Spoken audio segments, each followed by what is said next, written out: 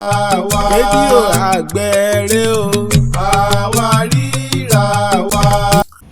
Gbohùngbohùn èrè àgbẹ̀ agricultural e-extension services tó ṣe àgbékalẹ̀ èrè àgbẹ̀ agricultural rédíò àwa àgbẹ̀ ó ní wọ́n ń pe ibi tí a wà yìí.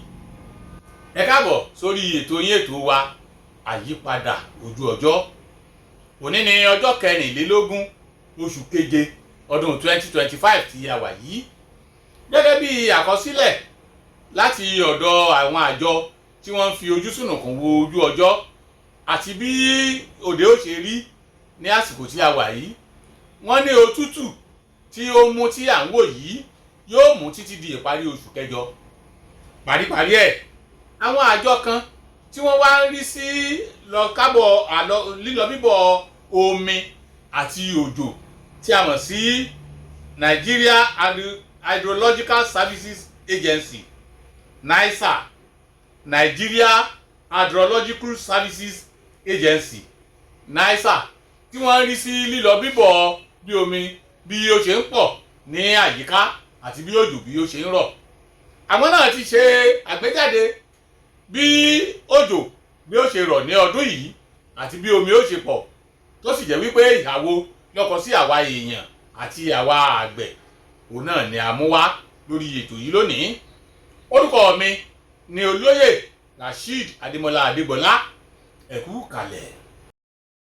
Gbígbin èso irúgbìn tó pegedé tó sì jẹ́ ojúlówó ni ìmọ̀ ìjìnlẹ̀ fọwọ́ sí fún àwọn àgbẹ̀ láti máa gbìn, nítorí pé èyí ló lè mú èrè rẹpẹtẹ wá. Àwọn èso irúgbìn tí múṣemúṣe wọn dá múṣemúṣe tó lè mú inú àgbẹ̀ dùn lẹ́yìn ìkórè. Iléeṣẹ́ Samlac Seeds Limited ní kí a lọ. Kò sí ẹ̀yà èso varieties tí wọn kò ní. Ní Samlac Seeds Limited, ìmọ̀ ìjìnlẹ̀ tó bá tòde òní mu ni wọ́n fi ń pèsè ojúlówó èso fún àwọn àgbẹ̀. Bí a bá ń sọ̀rọ̀ èso ohun ọ̀gbìn oníhóró, ọ̀gá nìkan láwùjọ òkúta ní Samlac. Ojúlówó èso gbígbìn bí ẹ̀wà erèé, ẹ̀wà sóyà, àgbàdo, ìrẹsì àti bẹ́ẹ̀ bẹ́ẹ̀ lọ. Ìmọ̀ ìjìnlẹ̀ ni wọ́n fi ń pèsè wọn ní iléeṣẹ́ Samlac. Gbogbo èso tí iléeṣẹ́ Samlac Seeds Limited pèsè yìí, gbogbo wọn ni wọ́n ń gbé irúgbìn tó rẹwà jọjọ jáde lórí oko. Èyí rí bẹ́ẹ̀ nítorí pé àwọn ọ̀jọ̀gbọ́n nínú pípèsè ojúlówó èso irúgbìn ló wà lọ́dọ̀ wọn. Samlac Seeds Limited wà ní plot 12-14 Ìdó Local Government Housing Estate, Omiadio Road, Iboye Area, Ọ̀jẹ́rìndé, Bòdègbó, Ìbàdàn. Ẹ pè 08077356947 08077356947. Samlac Seeds Limited agbé kalẹ̀ láti pèsè ojúlówó èso ohun ọ̀gbìn oníhóró.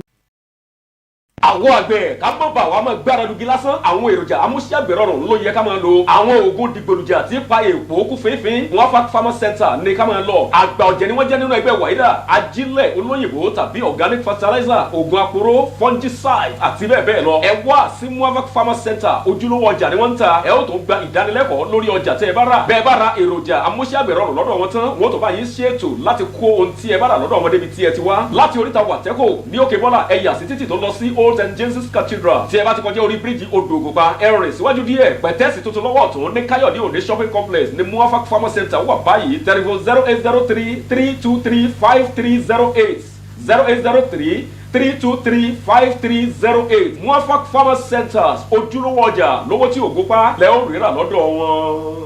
Àjọ tí ó ń wo lílọ bíbọ̀ òjò àti bí omi ṣe ń pọ̀ ní àyíká ẹni, Nigeria Hydrological Services Agency, wọ́n ti fi léde wípé ìkún omi tí a mọ̀ sí flood yóò wáyé ní ìpínlẹ̀ bíi 30 ní orílẹ̀-èdè yìí. Ntí eléyìí wí náà ni wípé ìkún omi tí yóò ga ju ẹ̀mí wa lọ, Ọlọ́run ọba kò ní jẹ́ kó wáyé. Ṣùgbọ́n àmì rẹ̀ òun náà ni wípé ọ̀nbọ̀ àwọn ni ó yẹ kí á dẹ̀dẹ̀. Kí ni ó tiẹ̀ ń fa ìkún omi? Ẹ jẹ́ kí a bi ara wa léèrè. Lára ohun tí ó ń fa ìkún omi òun náà ni bí a ṣe ń mú àwọn irúgbìn tàbí àwọn igi kúrò ní orílẹ̀ tí a mọ̀ sí deforestation. Bákan náà, tí ó ń fà náà ni bí a ṣe ń dá àwọn nǹkan ìdọ̀tí wa, bí a ṣe ń dà wọ́n nù tàbí bí a ṣe ń kó wọn kúrò ní orílẹ̀ níbi tí à ń gbé tí a mọ̀ sí waste disposal.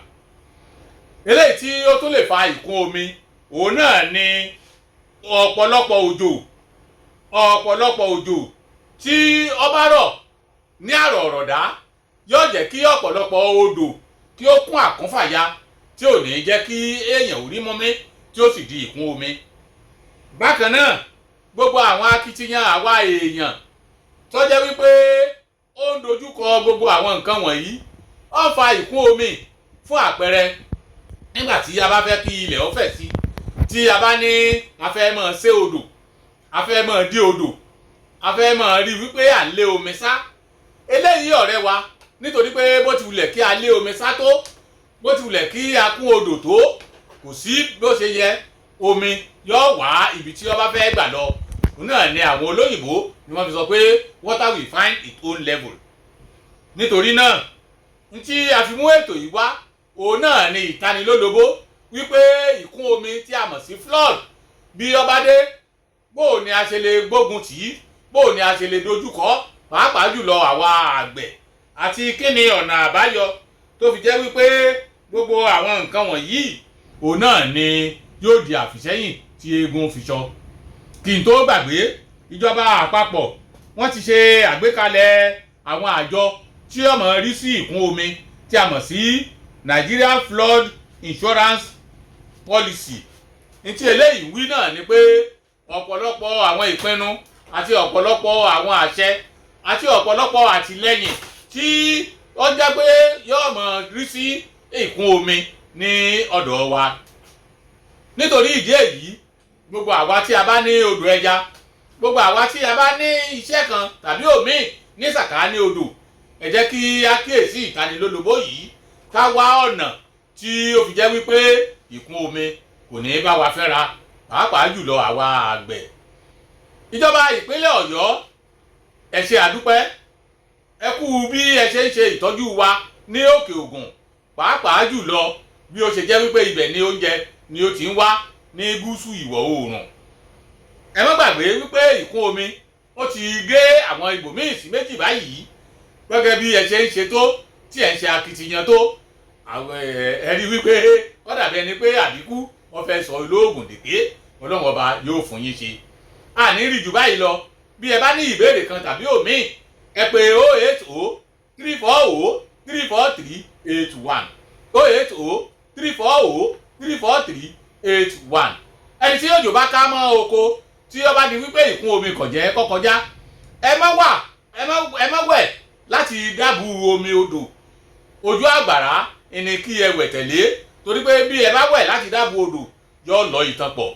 Ọlọ́run ò ní jẹ́ kí omi ó gbé wa lọ o. gbogbo àwa àgbẹ̀ àní roko fẹ́ yẹ jẹ o. ayọ̀ àgbẹ̀ rẹ o.